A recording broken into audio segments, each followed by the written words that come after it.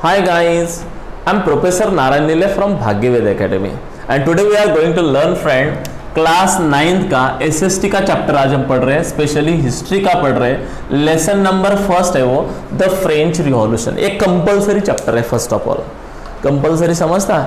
इस चैप्टर के ऊपर 100% आपको क्वेश्चंस बहुत आते हैं, तो ये कंपलसरी चैप्टर है, उसकी तरफ जरा ज़्यादा फोकस करो। यदि ज़्यादा फोकस किया तो मैं आपको लिख के देता हूँ कि आपको ये इजीली ये चैप्टर अभी समझ में आ जाएगा। सिर्फ ज़्यादा से ज़्यादा मुझे 1 घंटा आपने देना है। यदि दिया तो ऑब्वियसली आपको ईच एंड एवरी स्टेप्स आपको समझ में आ जाएंगे। मैंने उसके प्रॉपर नोट्स बना लिए हैं। प्रॉपर नोट से यदि आपको प्रॉपरली डिस्क्रिप्शन यदि मैंने किया तो आप बराबर लिख लो, प्रॉपरली नोट्स आप भी निकालो लाइक मी, फिर आपको कोई भी प्रॉब्लम नहीं आएगा। चलो फर्स्ट ऑफ ऑल अपन उसका देखते हैं इंट्रोडक्शन। कौन सा भी लेसन होता है या कुछ भी होता है तो उसका इंट्रोडक्शन होता है। तो इंट्रोडक्शन ये है हमारे स्टोरी का कि 14 जुलाई है 1789 और आउटब्रेक हुआ है, फ्रेंच रिवॉल्यूशन हुआ है। ऐसा हमें डायरेक्टली लेसन के स्टार्टिंग में ही बताया है कि बहुत बड़ी क्या हो गई, फ्रेंच रिवॉल्यूशन हो गई। और उस फ्रेंच रिवॉल्यूशन में बहुत सारे लोग क्या हो गए, मारे गए। ओके, पूरा पेरिस में चहल महल बच गई। Each and every person come on the road, main women children बराबर केम ऑन द रोड, और सारे रोड पे आ गए और सब एक दूसरे को काट रहे मार रहे हैं। इतना हेट एक दूसरे के प्रति क्या हुआ था, पैदा हुआ था फ्रेंड। तो ये क्यों हुआ, क्या हुआ, ऐसा क्या हुआ था कि वहां पे आउटब्रेक हुआ। देखो फ्रेंड, जहां पे अनजस्ट होता है, एक वर्ड ध्यान में रखना, अनजस्ट समझता, अन्याय होता है। जहां पे न्याय नहीं होता है वहां पे आउटब्रेक होता है। वहां पे आदमी की, यदि मेरे साथ भी किसी ने अनजस्ट किया तो मैं भी क्या बियर कर पाऊंगा, मेरी जब तक कैपेसिटी है तब तक। और ट्रस्ट, और मेरे को तकलीफ दे रहा है, ट्रबल कर रहा है, तो मैं और बोलूंगा प्लीज यार शांति से बैठना, बराबर। फॉर एग्जाम्पल मैं आपको एक मेरा किस्सा बताता क्लास का। मैं क्लास 10th में था और मैथ्स का लेक्चर स्पेशली चालू था। पहले से तो मुझे मैथ्स आता नहीं था, बराबर। और वो मैथ्स का लेक्चर चालू और मेरा बाजू वाला मुझे ऐसे ऐसे ऐसे ऐसे कर रहा था। तो मैंने उसको बोला एक बार, यार प्लीज़ शांति बैठ, पहले से तो डिफ़िकल्ट सब्जेक्ट है और स्पेशली मैथ टीचर एकदम हमारा स्ट्रिक्ट था, थोड़ा सा भी बोला तो मारता था। तो मैंने उसको पहला बोला कि भाई शांति से बैठ प्लीज़, मुझे ज़रा सुनने दे, पहले से तो मुझे समझता नहीं। फिर और 5-1 मिनट हो गए, उसने मुझे नीचे से एक लात मारी। मैंने और उसको प्लीज़ यार शांति से बैठ। लेकिन फिर और एक बार उसने मेरा नाम लिया और मैं उठ के उसको 2-4 लगा दिया। क्या हुआ, जब अनजस्ट होता है हमारे साथ तो हमारी सटकती है और सटक गई कि आउटब्रेक होता है, और आउटब्रेक हो गया तो उसी प्रकार से पब्लिक का आउटब्रेक बहुत डेंजर रहता है। 1 पर्सन का आउटब्रेक अलग होता है, उसका एंगर सामने वाले को पीट के निकाल लेता है। लेकिन जब पब्लिक का एंगर होता है तो फ्रेंड बहुत टिपिकल होता है, बहुत डेंजर होता है। तो like that same condition event है फ्रेंड 14 जुलाई 1789 का, मतलब 18 सेंचुरी में, और आउटब्रेक हुआ है वहां पे फ्रेंच रिवॉल्यूशन। फ्रेंड फ्रेंच कहां पे है, तो पहली बात यूरोप में है। पहली बात यूरोप में सबसे पहला यदि कौन सा कंट्री है फ्रेंड वर्ल्ड में जिसने कॉन्स्टिट्यूशन स्टार्ट की थी, तो वो है फ्रेंड फ्रेंच, बराबर। तो इसलिए हम लोगों ने फ्रेंच का या फ्रांस का थैंक्स बोलना चाहिए कि जिन्होंने एक आइडियल डेमोक्रेसी वर्ल्ड में लाया, और सिर्फ लाया नहीं, उनके लिए इंस्पायर किया वर्ल्ड को कि तुम भी क्या करो, कॉन्स्टिट्यूशनल डेमोक्रेसी क्या करो, स्टार्ट करो। तो एक डेमोक्रेसी स्टार्ट किया था फ्रेंड फ्रेंच ने। यानी सबसे पहला टैलेंसी यदि कहीं पे था यूरोप में तो वो 2 प्लेस थे टैलेंसी के, एक था इंग्लैंड मतलब ब्रिटेन, और दूसरा था फ्रांस मतलब फ्रेंच। लेकिन जो उनके माइंड में भी नहीं आया इंग्लैंड के, ये इन लोगों के माइंड में आया था। इन लोगों ने रिवॉल्यूशन किया और ये लोग पहले थे वर्ल्ड में कि जो अगेंस्ट मोनार्च गए थे। पहले यूरोप में, पूरे यूरोप में क्या था, एक छोटी छोटी से ऐसा नेशन वगैरह कुछ भी नहीं था, नेशन कंसेप्ट ही नहीं थी या स्टेट कंसेप्ट ही नहीं थी। क्या था, हर एक राजा मोनार्च आता था अपना एरिया, उस राजा में, उस एरिया में वो राज करता था, बराबर, और बाकी की प्रजा उसकी बात क्या करते थे, सुनते थे। All the people have to obey. उस समय पे क्या नहीं था, एजुकेशन वगैरह कुछ भी नहीं था, लोगों को कुछ भी समझता नहीं था, दैट्स व्हाई सब लोग ऐसा ही लगता था, they understand as a divine power to the king. What is by divine power? एक दैवी शक्ति, ऐसा लोग समझते थे पहले जमाने में कि चलो भाई एक जो राजा रहता है वो राजा नहीं है, वो गॉड का एक रूप है, यानी उनको ही क्या मानते थे लोग, गॉड मानते थे, और उसी के हाथ में पूरी सत्ता रहती थी और पूरी पावर रहती थी। मतलब आज हमारे डेमोक्रेसी में लेजिस्लेटिव, एग्जीक्यूटिव एंड जुडिशियरी, ये जैसे तीनों पार्ट डिवाइड किए और तीनों पावर एक आदमी को नहीं दिया है, क्योंकि एक आदमी को दिया होता था वो नर्चे और एक बार क्या हो जाती थी, स्टार्ट हो जाती थी। अभी डेमोक्रेसी में ये डिवाइडेशन पावर किया, दैट्स व्हाई एक आदमी को पावर नहीं मिली है। समझ में आया? And that's why friend this is the best system. तो यही बेस्ट सिस्टम है, और उसी की वजह से फ्रेंच में भी लोग, ये जो लुईस 16 था, वहां पे एक राजा था फ्रेंड जिसका नाम था लुईस 16, आप लोगों को सबको पता होगा, बराबर। तो ये जो लुईस 16 था, तो ये कैसा था, क्या था, मैं आपको बताता थोड़ा सा।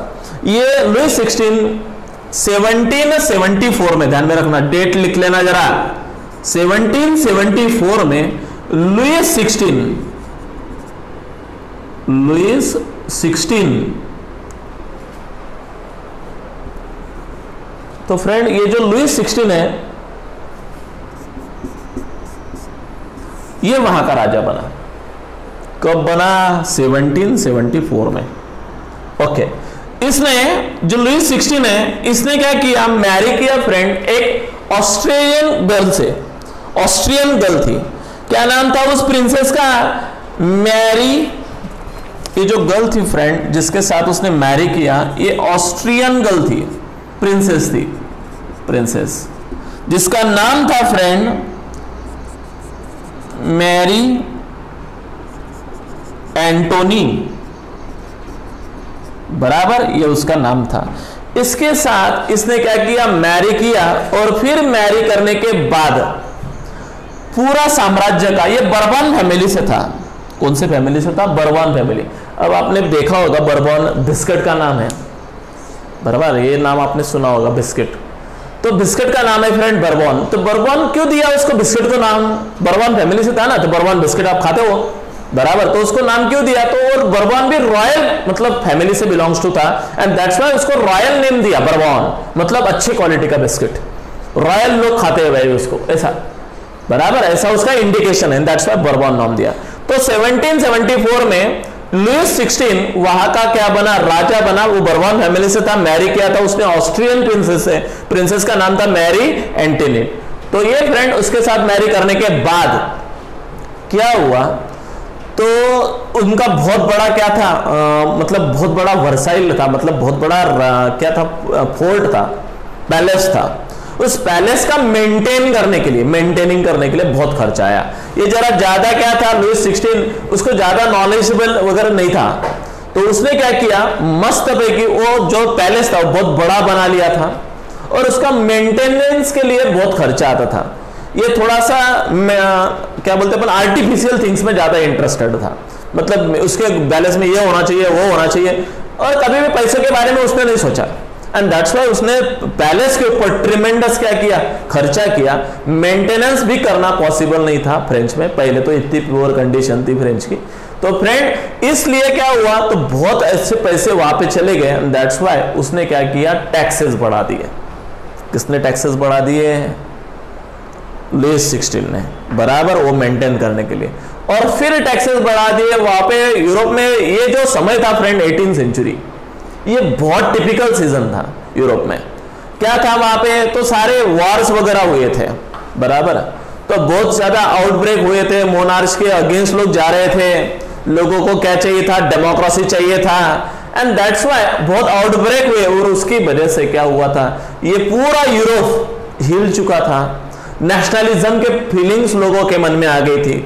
और फिर इंपीरियलिज्म, अभी नेशनलिज्म और इंपीरियलिज्म का मतलब होता था, नेशनलिज्म मतलब देश के प्रति प्यार, उसको हम बोलते पैट्रियटिज्म, देशभक्ति लोगों के मन में उमड़ रही थी, और दैट्स व्हाई लोग मोनार्च के क्या चले गए थे, अगेन चले गए थे, और सभी को ऐसा लगता था कि नहीं, मोनार्च नहीं रहना चाहिए, बराबर, हमारा एक नेशन होना चाहिए, डेमोक्रेसी स्टार्ट होना चाहिए। इस प्रकार के फीलिंग्स लोगों के मन में आ गई थी, एंड दैट्स व्हाई आउटब्रेक हुआ था, सारे लोग रोड पे आ चुके थे। देखो फ्रेंड यहाँ पे दिया है 7,000 men and women and children gathered in front of the town hall. सारे लोग टाउन हॉल के सामने क्या हुए थे, जमा हुए थे। And decided from the people's militia they broke into the number of government buildings in search of arms. ये फिर लोगों को क्या चाहिए था, जब आउटब्रेक किया था तो लोग हाथ में कुछ भी लाठी काठिया निकाल के लेके जा रहे थे, लेकिन अभी लोगों को क्या चाहिए था, शस्त्रास्त्र चाहिए थे। तो शस्त्रास्त्र ऑर्नामेंट्स किसके पास थे, तो लुई 16 के पास थे।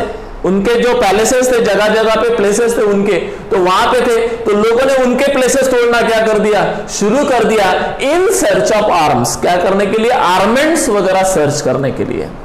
ओके तो ये सब उनके आर्मेंट्स सर्च करने लोग फोड़ रहे थे, तो उनके आर्मेंट्स लोग लेके जा रहे थे। तो दैट्स व्हाई लुई 16 ने उनके आर्मेंट्स बचाने के लिए आर्मी की ट्रुप्स भेजे टू सेव हिज पैलेसेस और हिज प्लेसेस।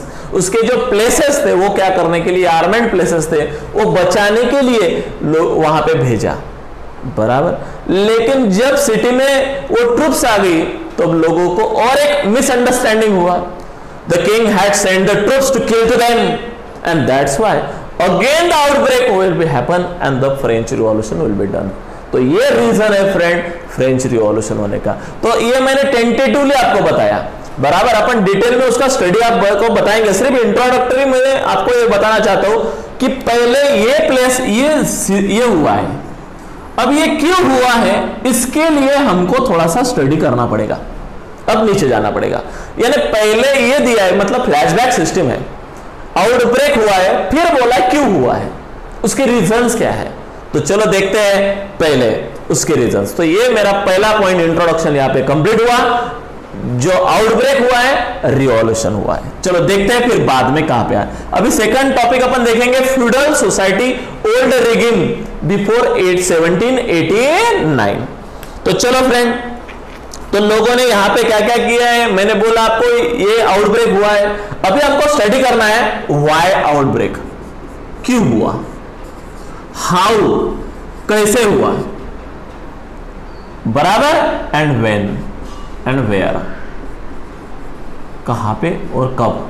ये सारी बातें हमें इस लेसन में टोटल स्टडी करना है। समझ में आ गया। चलो नेक्स्ट, तो अभी अपन देखेंगे फ्यूडल सिस्टम कैसी थी, क्या थी। तो ये था, मैंने आपको बोला पहले से ही 1774 में ये राजा बैठा है, बराबर। लुई 16 बर्बन फैमिली से है, मैरी किया था उसने मैरी से, प्रिंसेस से, बराबर। तो जब ये हुआ था तब क्या हुआ था, तब पहले था फ्यूडल सोसाइटी थी। पहले फ्यूडल सोसाइटी मतलब ओल्ड मेथड से लोगों का डिवाइडेशन था। ओल्ड मेथड से मतलब कैसे, ओल्ड मेथड से, तो इसके पहले की बात है। अभी अपन अभी पीछे चले हैं, ध्यान में रखना है। तो पहले कैसी सोसाइटी थी, तो पहले फ्रेंच में 3 सोसाइटी थी। पहला था फर्स्ट स्टेट, सेकंड था सेकंड स्टेट, बराबर, फिर था थर्ड स्टेट। फर्स्ट स्टेट में कौन से लोग, तो क्लर्जी लोग, सेकंड स्टेट में नोबल्स लोग, और थर्ड स्टेट में बाकी के सारे लेबर्स वगैरह वगैरह वगैरह। चलो देखते हैं, ऐसे समाज की रचना थी उस जमाने में। ये ओल्ड रिगिम था, ये ओल्ड मेथड था, फ्यूडल सिस्टम था पहले। यानी इस प्रकार से फ्यूडल सिस्टम का मतलब मैं आपको डिटेल में बताता। पहले फ्यूडल सिस्टम था मतलब पावर डिवाइड की जाती थी। कैसे, उससे ये फ्यूडल से ही फेडरेशन वर्ड आया है, बराबर। फेडरलिज्म आप लोगों ने सुना होगा सिविक में, ये फ्यूडल सिस्टम से ही आया है। मतलब पावर क्या की गई है, डिवाइड की गई है, बराबर। तो लाइक दैट सेम कंडीशन यहाँ पे फ्यूडल सिस्टम था। मतलब राजा था, राजा के पास पहले 1000 एकड़ लैंड रहती थी। फिर वो लैंड क्या करता था, अपने जो काम हाथ के नीचे काम करते थे 10-15 लोग, वो 1000 एकड़ लैंड 10-15 लोगों में बांट देता था। तू 100 एकड़ ले, तू 100 एकड़ ले, तू 100 एकड़ ले, ऐसे 10 लोगों को बांट दिया 1000 एकड़ लैंड। फिर वो 100 एकड़ अभी वो जिसके हाथ के नीचे वो काम करने वाला है क्या, नहीं, उन लोगों को बोलते थे नोबल्स। क्या बोलते थे, नोबल्स, जो राजा के हाथ के नीचे क्या करते थे, काम करते थे।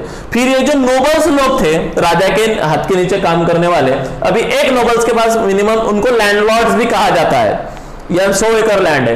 तो अभी ये लैंडलॉर्ड्स क्या करेंगे, जो दूसरे पुअर पीजेंट है, जो लैंडलेस लेबरर है उनको वो लैंड कसने को देंगे और फिर बोलेंगे कि ठीक है तुमने पूरा साल भर ये क्या करना, यानी एक 100 एकड़ जमीन है तो अभी वो 10 लोगों में वो बांट देंगे, मतलब 10-10 एकड़ लैंड लोगों को दे देंगे और फिर बोलेंगे तूने ये लगाना, तू ज्वार लगाना, तू वीट लगाना, तू ये लगाना, तू अमका लगाना, तू कॉटन लगाना, और फिर बाद में ये सारा अनाज हमारे पास क्या करना, लेके आना, फिर हम आपको सिर्फ खाने पीने के लिए देंगे, बराबर। तो इस प्रकार से नोबेल्स लोग थे, यानी देखो बेचारे पीजेंट, और ये जो पीजेंट वगैरह थे ये थर्ड स्टेट में से लोग थे। पीजेंट मतलब फार्मर्स, लैंडलेस लेबर, वर्कर्स, बराबर, ये कहा के थे थर्ड स्टेट में के लोग थे। ये पुअर थे, ये उनका काम करते थे, समझ में आया। अब रिच कौन हो गए, नोबल्स, पुअर कौन है, तो ये पीजेंट थर्ड स्टेट वाले लोग। अब आप बोलेंगे सर क्लर्जी क्या बनगढ़ था, तो क्लर्जी मतलब the person who have the power of the church, जिनके पास टोटल चर्च की क्या थी, पावर थी। मतलब ये लोग खुद को क्या समझते थे, द मसीहा समझते थे, गॉड का, बराबर। ये क्या बोलते, पायस लोग समझा जाता था। पायस मतलब समझता, धार्मिक, जो रिलीजन को यानी पालने वाले लोग थे, तो ये रिलीजन को बहुत मानते थे। एंड दैट्स व्हाई फ्रेंड, ये हमेशा लोगों के बारे में अच्छा वगैरह बुरा वगैरह सोचते थे। ये हमेशा राजा से रिलेटेड थे, मतलब राजा को कुछ वगैरह पूजा वगैरह करना था तब राजा इनको बुला लेता था, बराबर। तो इस प्रकार से ये लोग भी एकदम रिच थे। अभी ये लोगों के क्लर्क चर्च के पास भी ट्रिमेंडस क्या थी, लैंड थी, तो ये भी लैंड पीजेंट को क्या करते थे, कसने को देते थे, बराबर। तो उसके बाद में जो आता था वो टीथेस बोलते उसको, टैक्स। टीथेस का मतलब होता है टैक्स, तो वो टैक्स वो उनसे लेते थे, उसका टीथेस वर्ड है फ्रेंड। क्या वर्ड है वो, टीथेस, ध्यान में रखना है। टीथेस का मतलब लिख लो, मैं बता दूं आपको। A tax levied by the church ये टैक्स लगाता था पीजेंट से, और 1/10 ऑफ द प्रोडक्शन उनको देना पड़ता था। 1/10 10% मतलब 100 रुपए का यदि हो गया तो 10 रुपए उसको देना है, यानी चर्च को आके देना है, बराबर। तो इस प्रकार से 1/10 टैक्स वहां पे ये लोग लगा देते थे, परसेंट, बराबर, उसको बोलते हैं टीथेस। और दूसरा है फ्रेंड टैली, TALLIE, बराबर, सॉरी टीले, TAILLE। तो ये जो टीले था, ये tax to be paid directly to the states, और ये टैक्स डायरेक्टली किसको देना पड़ता था, स्टेट्स को। स्टेट्स मतलब समझता है फ्रेंड, नेशन को, बराबर। ये दो प्रकार के टैक्स उस जमाने में फ्रेंच सोसाइटी में थे, और ये टैक्स होने के कारण, बराबर। अभी टैक्स किसको नहीं, अभी जो फर्स्ट स्टेट में आ जाओ, मैं पूरा डिटेल फर्स्ट स्टेट के बारे में बताता हूं। फर्स्ट स्टेट वाले लोग क्लर्जी थे, जिनको टोटल पावर दिया गया था चर्च से, और टोटली उनके पास ट्रिमेंडस लैंड थी। जो भी पैसा आता था चर्च में, उससे चर्च वाले क्या करते थे, लैंड वगैरह परचेस करते थे, और फिर वो कसने के लिए देते थे। फिर लोगों से क्या लेते थे, टीथेस लेते थे, टैक्स लेते थे, जिनमें चर्च का मेंटेनेंस वगैरह होता था। ये लोग ट्रिमेंडस क्या थे, रिच थे, बराबर। लेकिन इनके ऊपर कोई भी नो टैक्स, क्या नहीं था, कोई टैक्स नहीं था।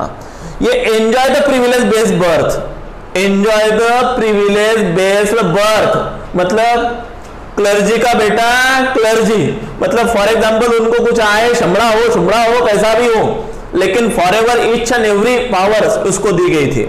मतलब बाय बर्थ उनको वो प्रिविलेज से वो प्रॉपर्टी क्या हो जाती थी, मिल जाती थी, और कभी भी इन लोगों ने काम धाम नहीं किए, कभी भी कष्ट नहीं किए, लेकिन ऑटोमेटिकली उनके पास क्या आता था, पैसा आता था।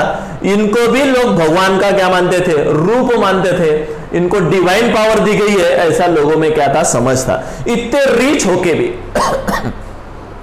जो किंग था, मैंने बताया वो लुईस 16, इनके ऊपर नो टैक्स, यानी ये क्या नहीं देंगे, नो टैक्स, टैक्स नहीं देंगे, इंस्टेड नो टैक्स। उनको क्या था, टैक्स में से छूट थी, एग्जम्पशन फ्रॉम पेइंग टैक्सेस, यानी उनको छूट थी, कोई टैक्स देने की क्या नहीं, जरूरत नहीं। देखो रिच होके भी नो टैक्स। अभी दूसरे आएंगे सेकंड स्टेट नोबल्स लोग थे। ये कौन थे, राजा के राज्य में काम करने वाले सारे लोग, ये भी ट्रिमेंडस क्या थे, रिच थे। कोई मंत्री था, कोई प्रधान था, कोई कामगार था, कोई ऐसा था, कोई वैसा था। तो ये लोग ये भी बहुत ट्रिमेंडस रिच थे। इनको भी friend enjoy the privilege based on birth, by birth उनको भी मिलते थे, मतलब प्रधान का लड़का प्रधान होता था, इस प्रकार से चालू रहता था।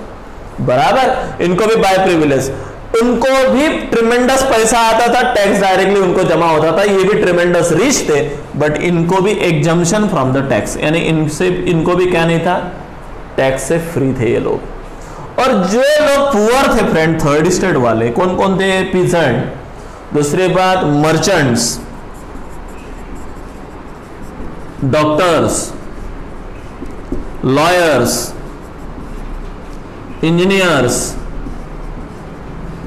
लेबर, बराबर, कारपेंटर, पोटर, ऐसा गोल्डस्मिथ वगैरह वगैरह, ये सारे लोग काय में आते थे, थर्ड स्टेट में आते थे, और इनको कोई भी अधिकार नहीं, दे आर रिमेनिंग पुअर, वो पहले से ही क्या थे, पुअर थे, एंड दे हैव टू पे टैक्सेस, और इनको टैक्स में से कोई नहीं, दे हैव टू पे टैक्सेस, उनको क्या देना पड़ता था, टैक्स देना पड़ता था। एंड दैट्स व्हाई कहीं तो भी अनजस्ट हुआ है सोसाइटी में, ये था फ्यूडल सिस्टम, ओल्ड रिगिम में, का बिफोर 1789 में फ्रेंच में इस प्रकार के सोसाइटी थी, स्टेट थे, और इसकी वजह से कहीं तो भी लोगों के मन में इनके ऊपर ट्रिमेंडस टैक्सेस भरना था, यानी पहले से तो इनके खाने के वादे, और ऊपर से क्या देना पड़ता था, taxes. And that's why in लोगों के मन में एक एंगर पैदा हुआ, और लोगों ने एक रिवॉल्यूशन किया, आउटब्रेक किया। ये था फ्रेंड ओल्ड रिगिम सिस्टम या फ्यूडल सिस्टम भी, फ्यूडल सोसाइटी भी, उसका एक क्या थी, रीजन थी, किसका बोलो जल्दी से, रिवॉल्यूशन का। समझ में आया फ्रेंड? ये मेरा सेकंड पॉइंट था, पहला पॉइंट मैंने आपको बता दिया इंट्रोडक्शन, सेकंड पॉइंट मैंने बोला दिया फ्यूडल सोसाइटी ओल्ड रिगिम बिफोर 1789। समझ में आया सबको? अब नेक्स्ट टॉपिक अपन देखते हैं, जिसका नाम था reasons for empty treasury.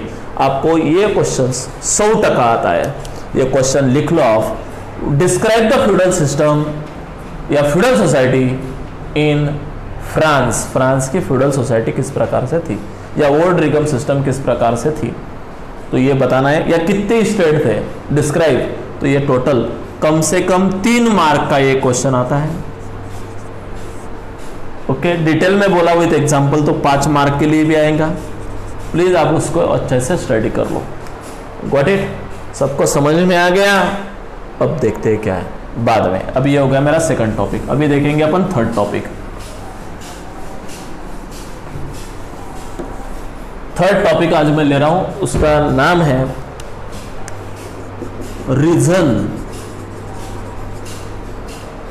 Reasons for empty treasury.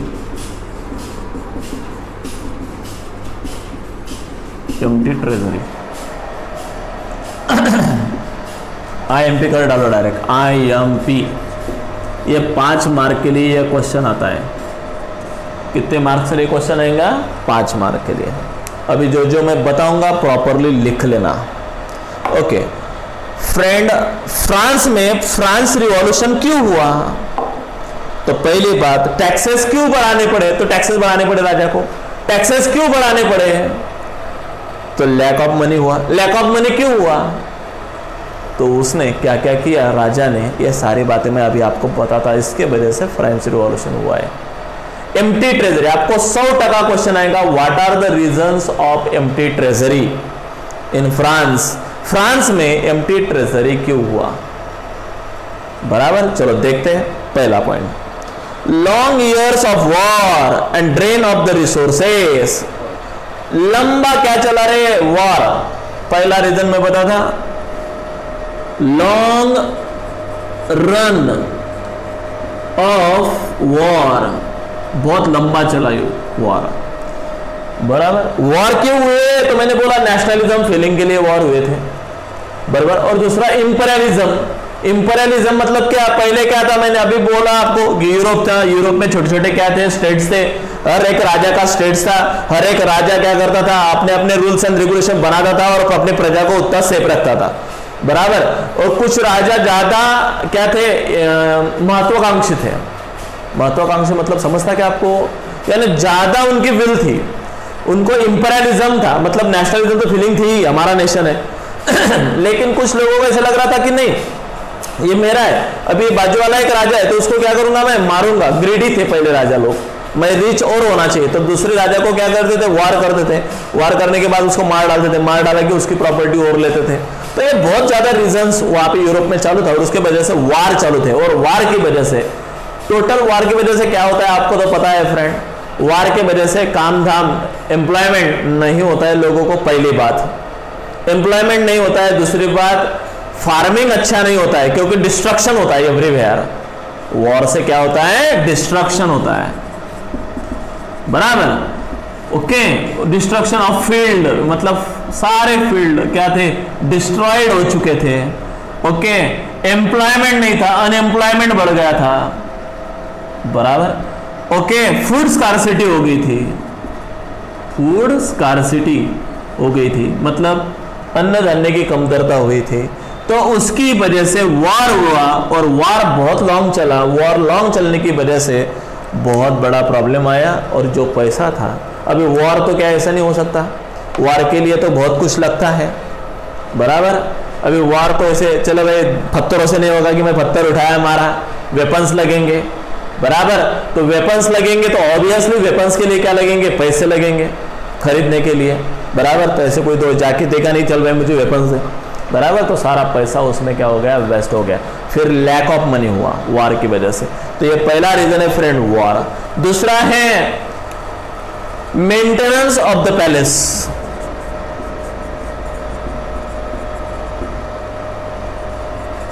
Of the palace, Versailles. अभी आपको पैलेस ऑफ वर्सैलीज ध्यान में रखना है। वर्सैलीज क्या है, नेम ऑफ द प्लेस है जहां पे राजा का मेन पैलेस है। वो बहुत बड़ा पैलेस था, उस पैलेस को मेंटेन करने के लिए, अभी देखो छोटा सा तुम्हारा घर भी रहा तो आपको मेंटेनेंस का बहुत खर्चा आता है। क्या क्या आता है, इलेक्ट्रिक बिल आता है, मोटर का नीचे से पानी ऊपर लेके जाना है उसका बिल आएगा, बराबर। पेपर वाले का बिल आएगा, दूध वाले का बिल आएगा, किराना का। तो ये सारे जो लगते हैं हमारे घर में खर्चे, उसका क्या आता है, बहुत खर्चा आता है फ्रेंड। 25,000 तो हमारे पर मंथ अपना क्या होता है, घर में खर्चा लग जाता है। ये हो गया मेंटेनेंस। या कहीं पे प्लम्बिंग वगैरह टूट जाता है, नल टूट जाता है, तो ये सब हमें क्या करना पड़ता है, मेंटेनेंस करना पड़ता है। या फैन कभी कभी बिगड़ जाता है, या बल्ब चला जाता है, ट्यूब चली जाती है। तो इस प्रकार से हमारे घर के छोटे से घर के इतने खर्चे हैं। तो इमेजिनेशन कीजिए, अभी जो पैलेस ऑफ वर्सैलीज था किसका, लुई 16 का, वो कितना बड़ा था। और इतने बड़े पैलेस का मेंटेनेंस करना, यानी वहाँ पे गार्ड रखना, उनका प्रोटेक्शन रखना, मेन गेट पे गार्ड रखना, उनके घर पे गार्ड रखना, उनके ट्रेजरी के पास गार्ड रखना, बराबर। उनके औरतों का के लिए गार्ड रखना, बराबर। वहाँ पे स्विमिंग टैंक वगैरह होगा उनके करने के लिए, उनका मेंटेनेंस होगा। तो फ्रेंड, आर्मेंट्स का मेंटेनेंस, सब लोगों के पेमेंट करना, बराबर, शस्त्रास्त्र परचेस करना।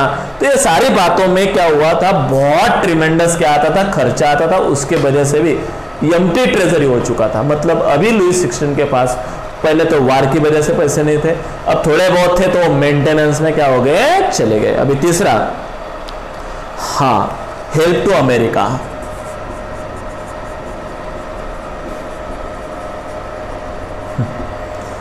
अब क्या हुआ, अब देखो पहले से तो भुक्कड़ है अभी फ्रेंच, अभी उनके पास क्या नहीं है, पैसे नहीं है लुई 16 के पास।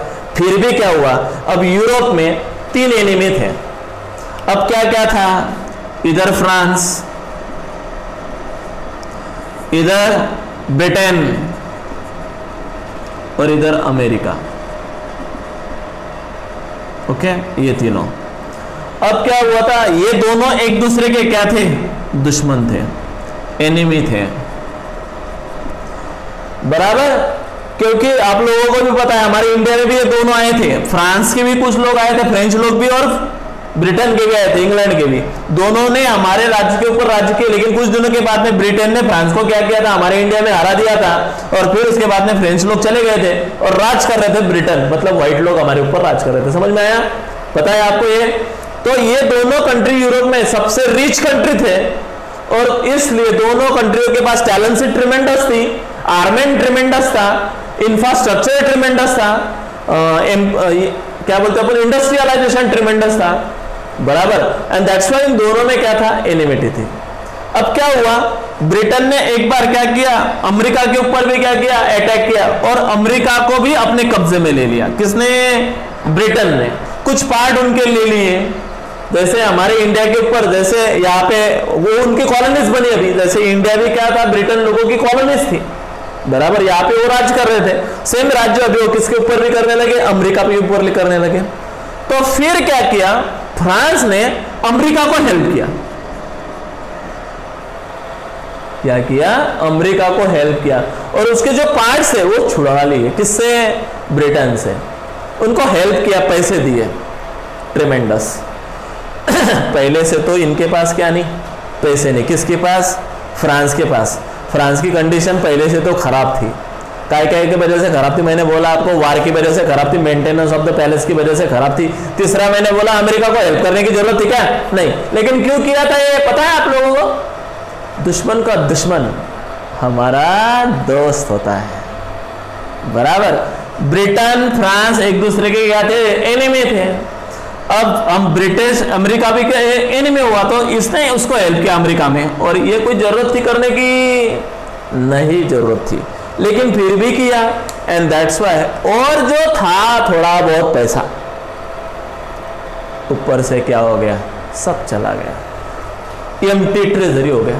आपको 100 का एक क्वेश्चन आने वाला है, मैंने यहाँ पे लिख लिया, वेरिया एमपी कर डालो फॉर 5 मार्क्स, ओके। तो ये भी एक रीजन हुआ फ्रेंड, एम्प्टी ट्रेजरी का, बिल्कुल क्लियर। हेल्प टू अमेरिका, कोई जरूरत थी अमेरिका को हेल्प करने के लिए, नहीं, क्योंकि कॉमन एनिमी था। 2 बिलियन लीरे उनको दिए थे उन्होंने, बराबर। आगे क्या हुआ, ये सब करने के लिए उसने कर्जा लिया, डेट फ्रॉम अदर्स। किसने, फ्रांस ने 1 बिलियन लीरे कर्जा लिया था ये सब करने के लिए, और विथ इंटरेस्ट वो कितना हुआ, 2 बिलियन लीरे हुआ।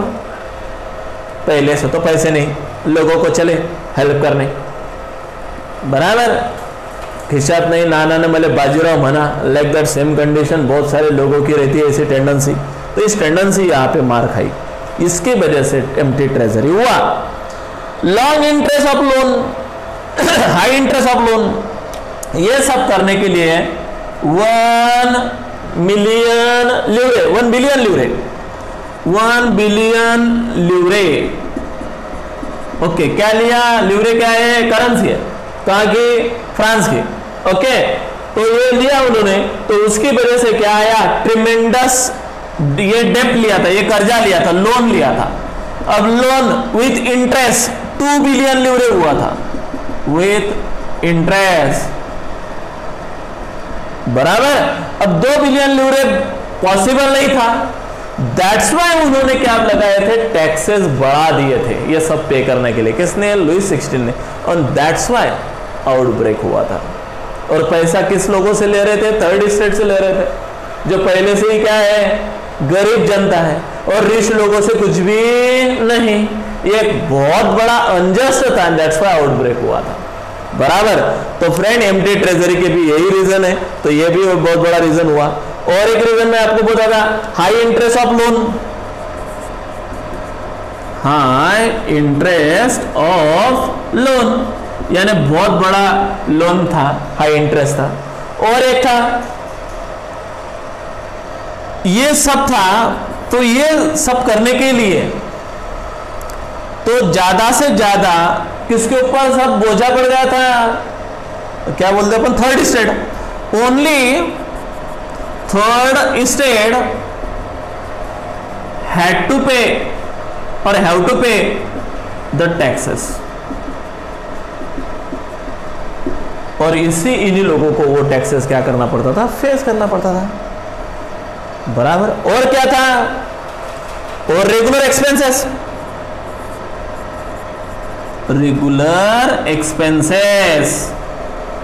चलो रेगुलर एक्सपेंसेस कौन कौन से, मतलब और भी दूसरे क्या थे, खर्चे थे, बोलो क्या क्या खर्चे थे, देखते हैं। कोर्ट को चलाना खर्चा लगता था, पैलेस को चलाना खर्चा लगता था, मेंटेन करना खर्चा लगता था, ओके। ऑफिसेस को चलाना, गवर्नमेंट ऑफिसेस को खर्चा लगता था, आर्मी का खर्चा लगता था, कुछ स्कूलें थी, यूनिवर्सिटीज थी, उनको क्या लगता था, खर्चा लगता था। ये सारे बातें इसी की वजह से एम्प्टी ट्रेजरी हो चुका था। और ये सब करने के लिए, इसलिए ये सारा एम्प्टी ट्रेजरी फिलअप करने के लिए ये जो खड्डा बनाया था लुईस 16 ने, वो भरने के लिए कहां से तो भी पैसा लेना पड़ेगा। So he increase the taxes and that's why the outbreak is there. इसलिए ये आउटब्रेक हुआ। समझ में आया? ये क्वेश्चन एकदम आईएमपी है, लिख लेना है। नेक्स्ट अभी अपन और दूसरा पार्ट देखते हैं। चलो आगे friend, struggle to survive and subsistence crisis. आगे का पॉइंट है स्ट्रगल टू सर्वाइव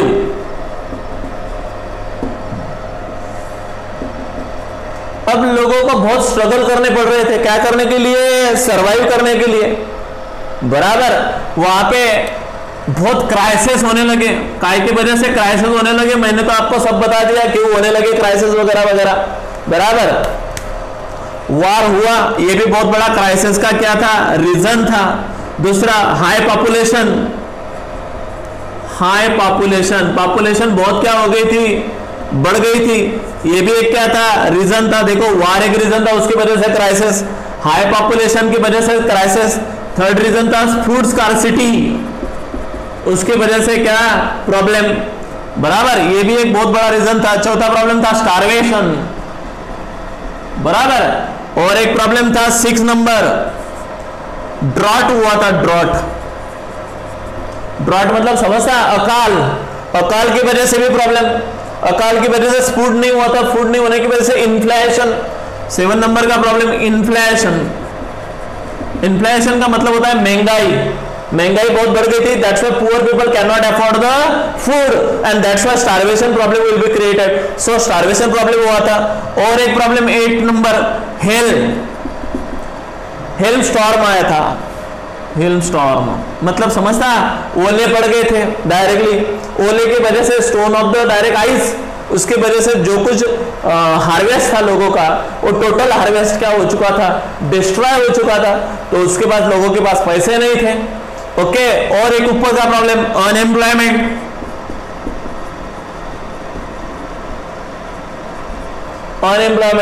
जो लोग वहां पे लोगों ने लगाया था, उन लोगों को लोगों ने घर पे भेज दिया था, जाओ भाई घर पे, अभी कुछ काम नहीं है। बहुत सारी फैक्ट्रियां भी क्या पड़ी थी? बंद पड़ी थी, क्योंकि उनमें क्या बोलते हैं, रॉ मटेरियल अवेलेबल नहीं था, बराबर। काय की वजह से? ड्रॉट की वजह से, हेलस्टॉर्म की वजह से। तो ये सब रीजन है फ्रेंड। तो इस प्रकार से ये डिमांड ऑफ फूड, 10वां प्रॉब्लम, पॉपुलेशन बढ़ गई, डिमांड ऑफ फूड बढ़ गया। तो ये सारे रीजंस है फ्रेंड, काय की वजह से? स्ट्रगल टू सर्वाइव मतलब लोगों को जिंदगी जीने के लिए भी क्या करना पड़ रहा था? स्ट्रगल करना पड़ रहा था। दैट्स व्हाई क्राइसिस होने लगे। और क्राइसिस की वजह से फ्रेंच रिवॉल्यूशन, ये भी बहुत बड़ा रीजन है फ्रेंड, काय का? फ्रेंच रिवॉल्यूशन का। आपको क्वेश्चन आएगा, why the people in France struggle to survive, why there are the crisis? कम से कम 5 मार्क के लिए या 3 मार्क के लिए क्वेश्चन आता है। आईएमपी कर डालो और सारा का सारा बराबर छाप डालो, बराबर। समझ में आया? तो ये बहुत ज्यादा हुआ फ्रेंड। तो ये था क्राइसिस का रीजन, बराबर। पॉपुलेशन देखो पहले कितनी थी और आज कितनी थी? पहले 23 मिलियन पॉपुलेशन थी कब? 1715 में, और 1789 में वही पॉपुलेशन कितनी हो गई रे? 28 मिलियन हो गई। पॉपुलेशन क्या हो गई थी? बढ़ गई थी। ये भी एक क्या था? रीजन था। मैंने तो बोला है शायद पॉपुलेशन बढ़ गई थी, यस, हाई पॉपुलेशन, बराबर। तो इंक्रीज ऑफ द पॉपुलेशन, ये भी एक क्या था? रीजन था। तो इसकी वजह से क्राइसिस, और क्राइसिस की वजह से struggle to survive, and that's why unjust की वजह से आउटब्रेक, फ्रेंच रिवॉल्यूशन। समझ में आया? तो ये भी बहुत बड़ा क्या हो गया था फ्रेंड? रीजन बन चुका था। ओके, नेक्स्ट टॉपिक अपन पढ़ेंगे, growing of the middle class. Growing middle class,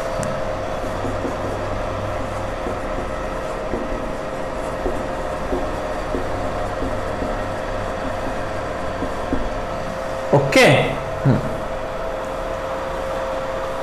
इनविजियस,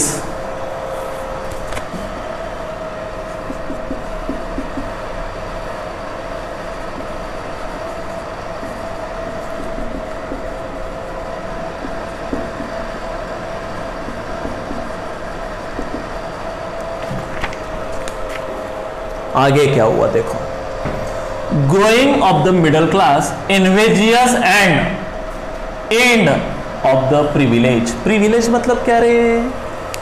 हाँ, एंड ऑफ द प्रिविलेज। पहले मैं ये बताता, जो पुरानी सिस्टम थी और थोड़ी थोड़ी क्या होने लगी, ब्रेक होने लगी। क्यों होने लगी, इसका रीजन मैं बताऊंगा। और मिडिल क्लास थोड़ा सा ग्रो होने लगा। देखो फ्रेंड, कुछ दिनों के बाद में क्या हुआ, मिडिल क्लास में से भी कुछ लोग अच्छे रीच बनने लगे। वो कौन कौन से लोग थे जो रीच बनने लगे मिडिल क्लास में? मैंने बताया था आपको कौन कौन से थे। पीजेंट थे, बराबर, लॉयर थे, डॉक्टर थे, इंजीनियर थे, लेबर थे, मर्चेंट थे, ट्रेडर थे, बराबर, और मैन्युफैक्चरर थे, हैंडीक्राफ्ट थे, एटसेट्रा। इतने लोग थे। तो इनमें से कुछ लोग थोड़े थोड़े रीच बनने लगे। अब कौन कौन से लोग रीच बनने लगेंगे, मैं अंडरलाइन करता हूं। लॉयर लोग रीच बनने लगे, डॉक्टर लोग रीच बनने लगे, इंजीनियर लोग रीच बनने लगे, मर्चेंट लोग रीच बनने लगे, ट्रेडर रीच बनने लगे, मैन्युफैक्चरर और हैंडीक्राफ्ट। ये लोग के पास थोड़ा थोड़ा सा क्या आने लगा, पैसा आने लगा। अब जब पैसा आने लगेगा, मनी आने लगा उन लोगों के पास। मनी आने लगने के बाद में कुछ लोगों ने उनके चिल्ड्रन को, उनके बच्चे को क्या देना चालू कर दिया, एजुकेशन देना चालू कर दिया। और जैसे एजुकेशन दिया वो लोग और स्किलफुल हो गए, बराबर, और उनको ट्रिमेंडस क्या आ गया, नॉलेज आ गया। नॉलेज आने के बाद में वो लोग क्या होने लगे, सक्सेस होने लगे। और जब सक्सेस होने लगे तो उनका ब्रेन और चलने लगा, और फिर इन लोगों ने रिवॉल्यूशन करना चालू कर दिया। समझ में आया? उन लोगों ने फिर क्या करना चालू कर दिया, रिवॉल्यूशन चालू कर दिया। ओके, समझ में आ गया? इस प्रकार से फ्रेंड टोटली कौन सा समाज ग्रो होने लगा, ग्रोइंग ऑफ मिडिल क्लास। और इन्हीं समाज में से कुछ लोग टैलेंटेड, एजुकेटेड हो गए, सक्सेस हो गए, और कुछ फिलोसोफर बन गए और लोगों को ज्ञान बांटने लगे, बराबर।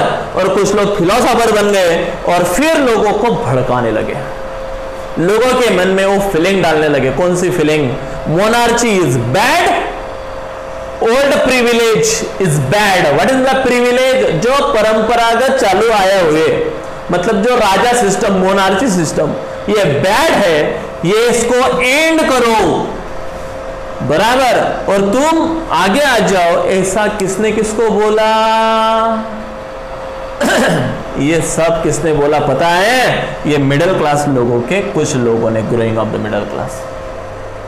और इनकी वजह से फिर और एक बार आउटब्रेक हुआ एंड फ्रेंच रिवॉल्यूशन हुआ। तो ये भी एक बहुत बड़ा क्या है फ्रेंड, रीजन है काय का, आउटब्रेक का। Got it? समझ में आ गया? और फिर इसी की वजह से अभी नेक्स्ट टॉपिक, कुछ फिलोसोफर आ गए, फिर और एक टॉपिक बन गया, रोल ऑफ फिलोसोफर। आगे का पॉइंट, रोल ऑफ फिलोसोफर। चलो कौन कौन से फिलोसोफर हो गए, क्या हो गए, मैं बताता आपको डिटेल में। ये फिलोसोफर कहां से जन्म लिया है? फिलोसोफर लोगों ने मिडिल क्लास से, बराबर। मिडिल क्लास कहां से आया? मिडिल क्लास कंसेप्ट कहां से आया? मिडिल क्लास कंसेप्ट जो थर्ड स्टेट वाले लोग थे, उनमें से कुछ बच्चे क्या हो गए, एजुकेटेड हो गए, और वो अपना ओन ओपिनियन एक्सप्रेस करने लगे, उनको बोलते हैं मिडिल क्लास। समझ में आया फ्रेंड? ओके। फिर रोल ऑफ फिलोसोफर, फिर 3 फिलोसोफर लोगों ने बहुत बढ़िया रोल प्ले किया है फ्रेंड। कहां पे? फ्रेंच में। चलो देखते देखते, पहला फिलोसोफर एक नंबर का फिलोसोफर था फ्रेंड जॉन लोके। इसने एक बुक लिखा था फ्रेंड, टू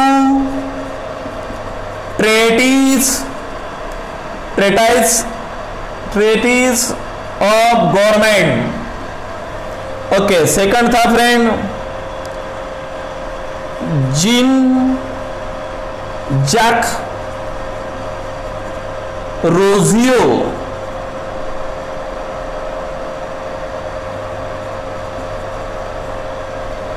इसने बुक लिखा था फ्रेंड, उस बुक का नाम था द सोशल कॉन्ट्रैक्ट।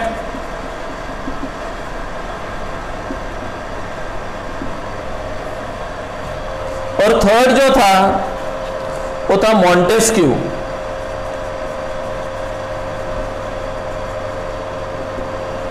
उसने एक बुक लिखा था द स्पिरिट ऑफ लॉ।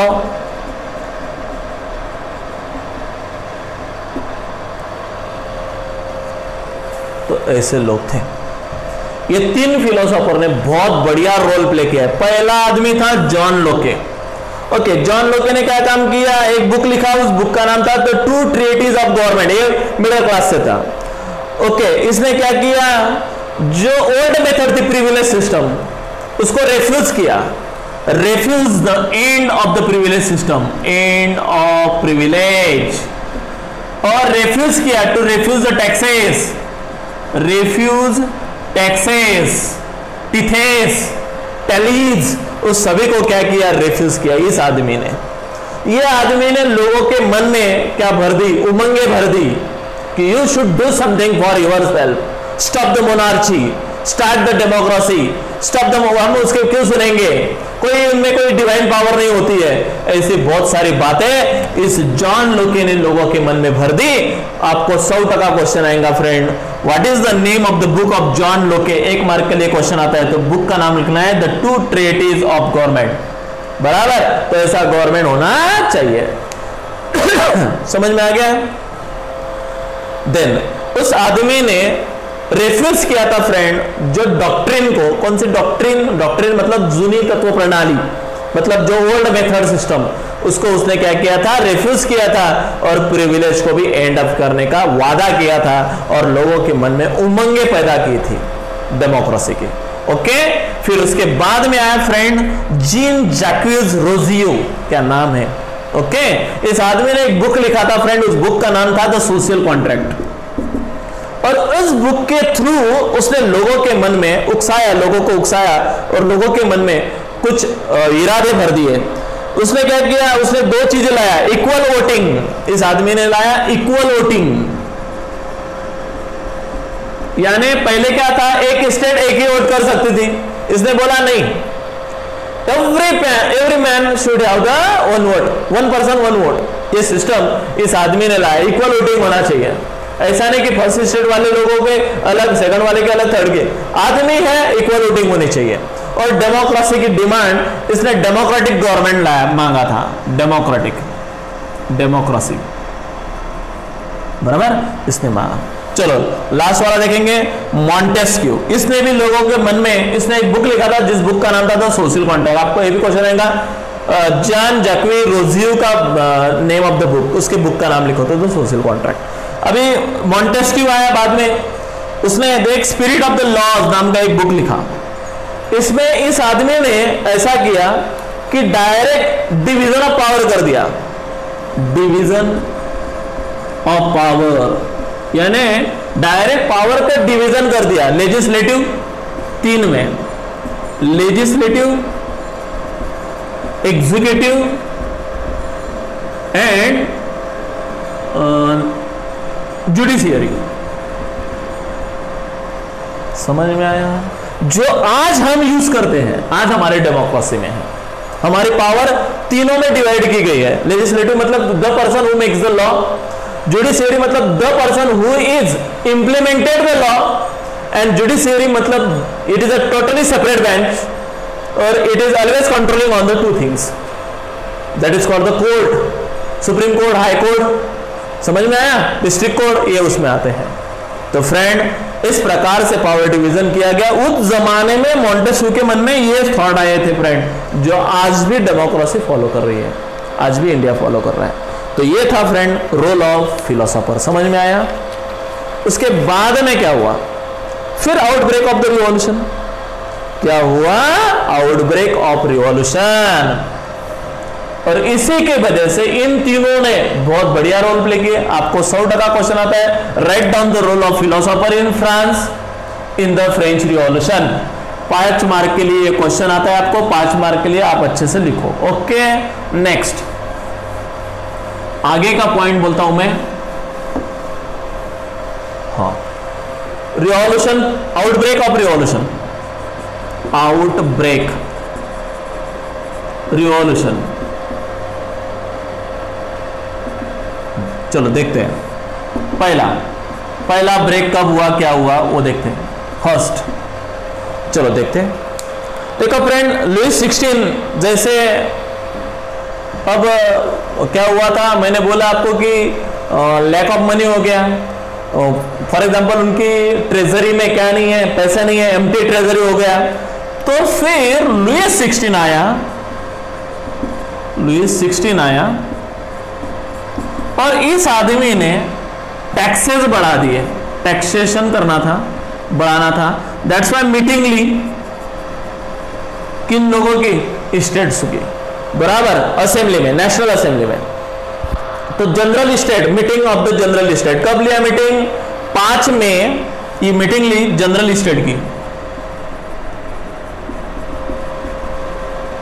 ये मीटिंग ली फ्रेंड 5 में 1789 में, जो हमारा पहले स्टार्ट था। ये मीटिंग ली थी, देखो 14 जुलाई को हुआ है वो आउटब्रेक। क्यों हुआ है, तो उसका ये रीजन भी था, उसको टैक्सेशन क्या करने थे, बढ़ाने थे। टैक्सेशन बढ़ाने के लिए उसने मीटिंग बुलाई। मीटिंग में जनरल स्टेट की मीटिंग थी, 5 मई को ये मीटिंग बुलाई। और मीटिंग में क्या डिसाइड हुआ, पूरा उसने प्लान किया था कि क्या करना है, मुझे टैक्सेस बढ़ाना है, क्योंकि उसको टैक्सेस बढ़ाने के सिवा दूसरा कोई क्या नहीं था, चारा नहीं था, क्योंकि उसकी ट्रेजरी बिल्कुल क्या हो चुकी थी, खाली हो चुकी थी। तो उसने कुछ प्रपोजल रखा क्या करने का, टैक्सेस बढ़ाने के लिए। तो फिर फ्रेंड क्या हुआ, जब प्रपोजल बढ़ाया तब सब लोग आए थे। कौन कौन आए थे, तो सब, मतलब फर्स्ट स्टेट के लोग, सेकंड स्टेट के, थर्ड स्टेट के। तो मैं आपको बताया था फर्स्ट स्टेट में से 300 लोग थे, 300 लोग, फर्स्ट स्टेट और second state, first and second state 300 लोग थे। और 600 लोग थे सिर्फ थर्ड स्टेट में से, बराबर। अब क्या किया गया था वहां पे, voting had to conducted only the principal that each state can have 1 vote. और सिर्फ वहां पे वोटिंग किया था, एक स्टेट को सिर्फ 1 वोट। फिर थर्ड स्टेट वालों ने यहां पे आवाज उठाई थी, नहीं ऐसा नहीं, 1 पर्सन है वो 1 वोट, एक को 1 वोट का अधिकार दीजिए। लेकिन यहां पे क्या हुआ था, ऐसा नहीं माना गया था। किसकी डिमांड थी, 1 पर्सन 1 वोट। अभी अपन ने देखा रोल ऑफ फिलोसोफर, क्या नाम था, रोजियो, द सोशल कॉन्ट्रैक्ट नाम का बुक लिखा था, ध्यान में है। उसने यहां पे डिमांड किया था 1 पर्सन 1 वोट, ये डिमांड था रोजियो का, बराबर। तो ऑब्वियसली ये डिमांड की वजह से ये लोगों ने, थर्ड स्टेट वाले लोगों ने ये प्लेस को क्या कर दिया, लीव कर दिया था, छोड़ दिया था, बराबर। और डिमांड किया था सब लोगों ने, equal for equal voting, demand for equal voting. The king rejected the proposal. और इनका प्रपोजल रोजियो ने जो यहाँ पे दिया था, वो किंग ने क्या किया था, उनको रिफ्यूज किया था। रिफ्यूज कर किया था तो ऑब्वियसली जो नई कॉन्स्टिट्यूशन बनाने को चाहा था, तो ऑब्वियसली सब लोगों की जान पर आ गई। और जान पर आने के बाद में क्या हुआ, आउटब्रेक हुआ। समझ में आया, रिवॉल्यूशन में आउटब्रेक क्यों हुआ। तो ये था फ्रेंड आउटब्रेक का रीजन। ओके, और आउटब्रेक में और नया कॉन्स्टिट्यूशन फॉर्म करना चाहा, नई कॉन्स्टिट्यूशन बनाने की जिद किसने की, थर्ड स्टेट वाले लोगों ने की। और उस जिद में नया कॉन्स्टिट्यूशन बनाने में 2 लोगों का हाथ था, ध्यान में रखना, अंडर लिख के लेना। एक था मीराबाई, MIRABEAU, मीराबाई, और एबेसेयू। तो इन 2 लोगों ने नई कॉन्स्टिट्यूशन बनाने का चाहा था। ओके, ये था पहला आउटब्रेक। अब देखेंगे अपन सेकंड आउटब्रेक। 5 मई को बहुत बड़ा आउटब्रेक हुआ, ध्यान में रखना है, यही डेट थी 5 मई, साल यही था 1789। अभी सेकंड आउटब्रेक, रिवॉल्यूशन सेकंड, बराबर। चलो क्या हुआ वहां पे देखते हैं। तो फिर वहां पे सारे लोग कॉन्स्टिट्यूशन बना रहे थे, बिजी थे, बराबर। लोगों को पुअर हार्वेस्ट हुआ था, क्राइसिस थे, बराबर। बिल्कुल इन्फ्लेशन बढ़ गई थी, फूड स्कार्सिटी हो गई थी, स्टारवेशन हो गया था, एम्प्टी ट्रेजरी हो चुका था, अनएम्प्लॉयमेंट हो चुका था। ऐसे में किंग ऑर्डर द ट्रूप्स, और किंग ने क्या किया था, लोगों को आर्मेंट चाहिए था, आर्मेंट्स के लिए लोगों ने क्या करना चालू कर दिया था, इनके जो भी अदर पैलेसेस थे किनके, राजा के, वो पैलेसेस को तोड़ फोड़ करना चालू कर दिया था, चर्च को भी फोड़ना चालू कर दिया था, और वहां पे जो आर्मेंट्स रखे थे वो आर्मेंट्स क्या कर रहे थे, निकाल रहे थे। तो ये सब सेव करने के लिए राजा ने क्या भेजा, अपनी सेंड द ट्रूप्स भेजी। तो फिर रूमर स्प्रेड हो गई, क्या रूमर स्प्रेड हो गई कि राजा ने उनको किल करने के लिए लोग भेजे, और ऑब्वियसली फिर ट्रूप्स के बीच में और पब्लिक के बीच में फिर और एक बार क्या हो गए, झगड़ा हो गया, वार हो गया, और फिर वार हो गया, फिर रिवॉल्यूशन हो गया। समझ में आया? तो ये था आउटब्रेक। तो फ्रेंड, इस प्रकार से सब क्राउड एकदम डिस्ट्रॉय करने लगी, और फिर उन्होंने पहला डिस्ट्रॉय करना चालू कर दिया, Bastille. What is the Bastille? BASTILE Bastille, it is the name of the place where Louis 16 puts his prisoner, मतलब जेल का नाम है बैस्टाइल, जहां पे वो जेल में रखता था। तो जिस जेल में लोगों को रखता था, फिर वहां पे कुछ लोग गए, और फिर वहां का जो मेन मैनेजर था जेल का, जो बॉस था, उसको क्या कर डाला, लोगों ने किल कर डाला, और सारे जेलर को किल कर डाला, और वहां पे जो लोग थे उनको क्या कर दिया, प्रिजनर को फ्री कर दिया। ये था आउटब्रेक ऑफ फ्रेंच रिवॉल्यूशन, बराबर। क्यों हुआ समझ में आया? अभी सब रीजंस मैंने बताया, और एटलास वहां पे मैं आपको लेके आया हूं, क्योंकि इस प्रकार से पहला रिवॉल्यूशन हुआ, आउटब्रेक, और दूसरा आउटब्रेक बहुत स्ट्रांग था, ओके। और इस प्रकार से पूरा country, now the total country was in the mood off revolt, और सब लोग एक ही मूड में थे, क्या करना था, सबको रिवॉल्ट करना था। लुइस 16 ने ये बात अंडरस्टैंड कर लिया कि अब मेरे बस की बात नहीं है, क्योंकि सब लोग क्या हुए हैं, एंग्री बर्ड बने हैं। यदि मैं अपोज में गया तो अभी मेरा पैलेस को भी पूरा क्या कर डालेंगे, तोड़ फोड़ डालेंगे, वर्सेलिस को भी क्या कर डालेंगे, डिस्ट्रॉयड कर डालेंगे। उससे बेटर उसने पलटी मार ली, मतलब he is ready to do the new constitution, to form the new constitution, नई कॉन्स्टिट्यूशन, नई नेशनल असेंबली बनाने के लिए वो क्या हो गया, तैयार हो गया। And he sign on the treaty of Versailles, और फिर उसने ट्रेटी ऑफ वर्सेलिस के ऊपर क्या कर डाला, साइन कर डाला, और फिर एक बार शांति और वहां पे बढ़ गई, बराबर। Louis 16 recognise National Assembly and accepted the new constitution, और नई कॉन्स्टिट्यूशन क्या कर डाली, एक्सेप्ट कर डाली। Powers were taken from clergy, और फिर एक बार जो ओल्ड पद्धति थी फ्यूडल सिस्टम, उस फ्यूडल सिस्टम को क्या कर डाला, एबॉलिश। जो पावर थी क्लर्जी और नोबल पीपल को दी गई, उनको जो ओल्ड प्रिविलेज दिए गए थे, वो सारे उनके क्या कर लिए, ले लिए गए। टीथेस वगैरह क्या कर लिया, बंद कर दिया गया, ये सब टीथेस वगैरह एबॉलिश कर दिया। तो ये था फ्रेंड मेरा पहला पार्ट, जिसका नाम था आउटब्रेक ऑफ फ्रेंच रिवॉल्यूशन। कब? 14 जुलाई 1789। ये मेरा पार्ट फर्स्ट यहाँ पे कंप्लीट होता है। Regarding this, if you have any kind of problem, please ask me, I will be surely solve each and every problem of you. और यदि प्रॉब्लम आए तो प्लीज़ फ़ोन करके पूछिए या कमेंट बॉक्स में पूछिए, और यदि अच्छा लगता है तो वहाँ पे लाइक का बटन जरूर दबाइएगा, और मेरा चैनल सब्सक्राइब कीजिएगा, ताकि आपको नए मैं जो बना रहा हूँ आगे के वीडियोज़ वो आपको मिलेंगे, educational videos. Till then bye, thank you.